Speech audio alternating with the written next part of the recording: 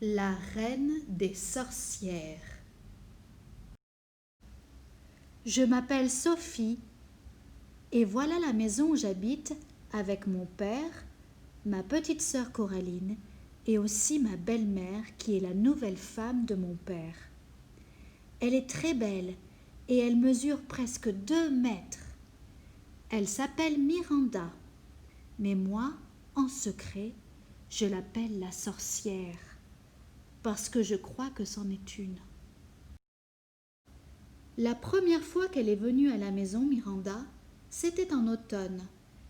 Elle portait une grande cape noire qui lui descendait presque jusqu'aux pieds, avec un capuchon très large qui couvrait sa tête. Comme il pleuvait beaucoup ce jour-là, elle avait emporté avec elle un grand parapluie noir pour se protéger des averses. Et quand elle a défait les cordons de sa cape, j'ai bien vu qu'elle avait étalé du vernis noir sur ses ongles, comme une sorcière. Ensuite, quand elle s'est penchée vers moi pour m'embrasser, j'ai bien vu qu'elle avait des grands cils noirs et du duvet très fin qui poussait sur ses joues, comme une sorcière. Elle m'a dit en essayant de faire une voix toute douce: « Je suis contente de te rencontrer. On va apprendre à se connaître. » Comme si on pouvait avoir envie de connaître une sorcière. Pourtant, comme je suis une petite fille bien élevée, je ne lui ai rien dit. Depuis ce jour-là, elle vit avec nous et je dois dire que c'est pas facile tous les jours. Bien sûr, mon père, il ne s'aperçoit de rien du tout parce qu'il est très amoureux de Miranda.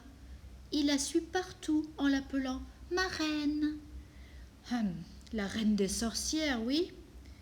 Mais moi, je la surveille bien, la sorcière. Je fais très attention parce que j'ai peur qu'elle fasse de la magie contre nous. L'autre jour, elle était en train de se doucher dans la salle de bain. Comme elle n'avait pas bien fermé la porte, j'ai regardé juste un petit peu à l'intérieur sans qu'elle me voie. À travers la cabine de la douche qui faisait comme un écran de cinéma, j'ai cru que Miranda, elle était en train de se changer en dragon. Il y avait même les ailes du dragon qui commençaient à pousser. J'étais tellement effrayée que je me suis cachée derrière la porte de la salle de bain. Mais quelques minutes plus tard, j'ai encore regardé à l'intérieur de la salle de bain parce que j'avais senti une odeur bizarre. Ouf! Heureusement, le dragon, il était redevenu Miranda. Miranda, elle avait pris son flacon de parfum qui était posé sur l'étagère pour en mettre partout sur elle, même sous ses aisselles. Si elle met tant de parfum, c'est sûrement pour essayer de cacher son odeur de sorcière qui doit être horrible. Mais elle en a mis tellement qu'elle s'est mise à tousser avec une vilaine toux de sorcière. Hihihi, tant pis pour elle. Au bout d'un long moment, elle est enfin sortie de la salle de bain. Comme elle avait fait un shampoing et qu'elle avait utilisé le sèche-cheveux, ses cheveux y ressemblaient vraiment à une crinière de lion. C'est sûr, c'était bien des cheveux de sorcière. Et si elle avait été plus maligne, Miranda, elle les aurait attachés avec un bandeau ou des barrettes pour qu'on ne remarque pas qu'elle est une sorcière. Mais je crois bien que ça lui est égal qu'on le sache, parce que la semaine dernière, elle nous a préparé un repas de sorcière. D'abord, elle avait sorti tout un tas de récipients et d'ustensiles qu'elle avait posés à côté de l'évier. Il y avait aussi des flacons de liquide et des petits pots remplis de poudre bizarre. C'est sûr, il y avait du poison là-dedans. Puis, elle a mis quelque chose à cuire sur la plaque électrique. Berk, ça sentait le vinaigre. Enfin, elle a râpé des racines avec une grosse râpe en fer en lisant sa recette de sorcière qui était affichée sur la porte du réfrigérateur. Comme j'avais vraiment trop peur qu'elle nous empoisonne, je m'étais enfermée à clé dans ma chambre avec ma petite sœur Coraline, qui est encore une toute petite fille sans défense.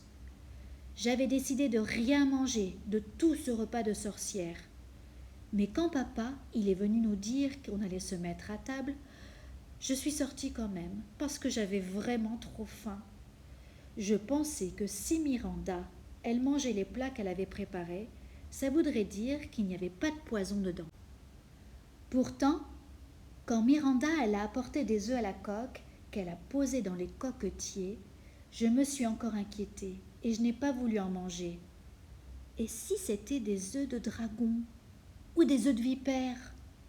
Sur la table, il y avait aussi des radis, mais comme j'aime pas ça parce que c'est un peu amer, je n'en ai pas mangé non plus. Miranda, elle avait aussi préparé du rôti de porc avec de la semoule et de la sauce aux framboises et aux mûres. Papa et Coraline, ils avaient l'air de bien se régaler. Mais comme elle était un peu trop acide pour moi, la sauce, je n'ai rien mangé du tout. Miranda, au contraire, elle dévorait tout comme une ogresse, en ajoutant du poivre partout.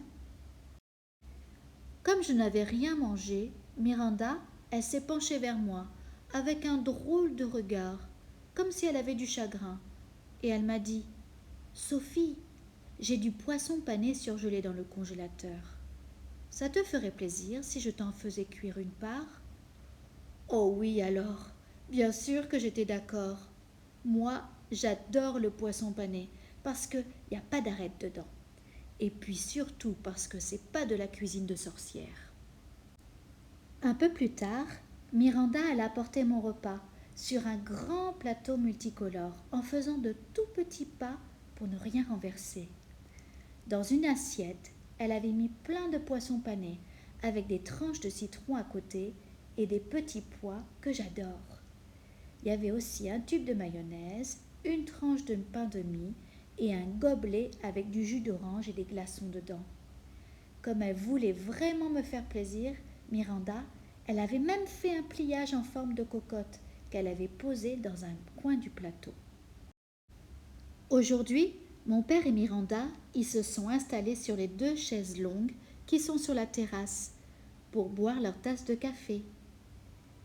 Et s'ils m'ont appelé, c'est parce qu'ils avaient une grande nouvelle à m'apprendre. La grande nouvelle, c'est qu'elle est enceinte, Miranda. Alors ça, je sais bien que c'est pas possible, parce que les sorcières, elles n'ont jamais de bébé.